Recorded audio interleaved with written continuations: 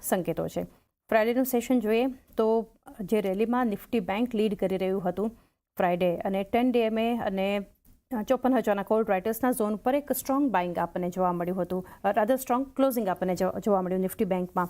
બધા બેંક્સમાં કિરણ short covering, fresh long બન્યા, private બેંક્સની એક મજબૂતી. આ વચ્ચે હવે આજનું સેટઅપ પણ મજબૂત છે. FISના કેશ થોડા નેગેટિવ છે, પરંતુ ડેરિવેટિવ ડેટા ઘણા પોઝિટિવ છે. કઈ રીતે જોઈ રહ્યા છો નિફ્ટી બેંકને, કયા લેવલ્સથી ધ્યાનમાં રાખીએ?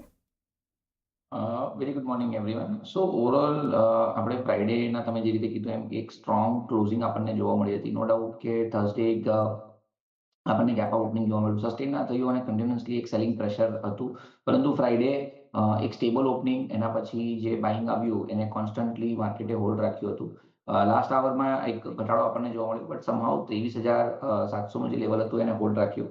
લાસ્ટ આખા વીકમાં આપણે જ્યારે પણ મળ્યા તમારા ચેનલ ઉપર ત્યારે આપણે ડિસ્કસ કર્યું હતું કે 23,600 23,500 is a very good support for this week અને ત્યાં આપણે બાઇંગ ઓપોર્ચ્યુનિટી શોધવી જોઈએ. 23,500 નીચેનો સ્ટોપ લોસ રાખવો જોઈએ. ઇનિશિયલ લેવલમાં 23,800 23,900નો એક ક્લસ્ટર રેઝિસ્ટન્સ છે, ત્યાંથી એક સેલિંગ પ્રેશર આવી જાય, એના ઉપર સસ્ટેન થાય છે તો ફર્ધર અપસ્વિંગ આવે.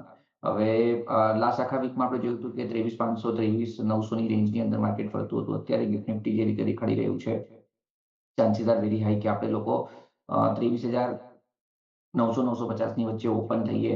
હવે જોવાનું રહેશે કે ઓપન થયા પછી એટલીસ્ટ પહેલી અડધો એક કલાક જો ત્યાં ટકી જઈએ છીએ આપણે 23,900 ઉપર, તો પછી એક શોર્ટ કવરિંગ રેલી આવી શકશે. કારણ કે કાલે વીકલી એક્સપાયરી છે અને વીકલી એક્સપાયરીના હિસાબથી 23,900 24,000 ઉપર મેક્સિમમ ઓપન ઇન્ટરેસ્ટ આપણને જોવા મળે છે. પ્લસ મંથલી એક્સપાયરી પણ કાલે છે, તો ઘણા બધા સ્ટોક્સમાં પણ આપણે જોવાનું રહેશે કે મેજર જે રેઝિસ્ટન્સ લેવલ છે એના ઉપર જો આજે ઓપન થાય છે તો ત્યાંથી પણ એક શોર્ટ કવરિંગ આવશે જે માર્કેટને હેલ્પ કરશે 24,000 ઉપર જવા માટે.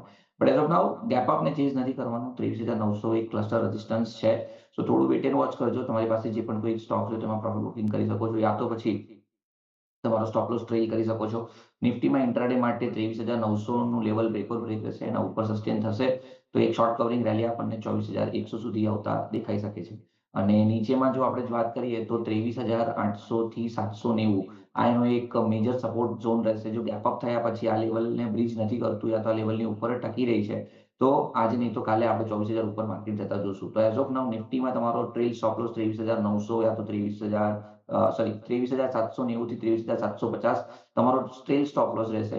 23,900 આજના દિવસ માટે બ્રેકઆઉટ રહે, એના ઉપર અમને લાગે છે કે એક્સપાયરી આવવી જોઈએ. બેંક નિફ્ટીની વાત કરું તો બેંક નિફ્ટી અંડર પરફોર્મન્સમાં હતું, પરંતુ ફ્રાઇડે માર્કેટને આઉટ પરફોર્મ કર્યું હતું. એક ફ્લેગ પેટર્ન પણ બનાવતા દેખાઈ રહી હતી આપણને. તો આજે ગેપ અપ થયા પછી જોવાનું રહેશે 54,400 54,500નું લેવલ જો એના ઉપર માર્કેટ સસ્ટેન થઈ જાય છે, સો કાલની મંથલી એક્સપાયરીમાં આપણે 55,000 પ્લસના પણ લેવલ બેંક નિફ્ટીમાં જોઈ શકશું. સો બેંક નિફ્ટીમાં 54,400 54,500 મેક ઓર બ્રેક લેવલ છે, એના ઉપર જો માર્કેટ સસ્ટેન થઈ જાય છે તો બાય કરવાનું રહેશે. કન્ડિશનલ બાય જ રહેશે 54,400ની ઉપર. એક સ્ટ્રાઇક સ્ટોપ લોસ 54,000નો રાખવાનો રહેશે અને કાલ સુધીમાં આપણને 55,200 55,300 સુધીના લેવલ બેંક નિફ્ટી દેખાડે એવું અમને લાગી રહ્યું છે.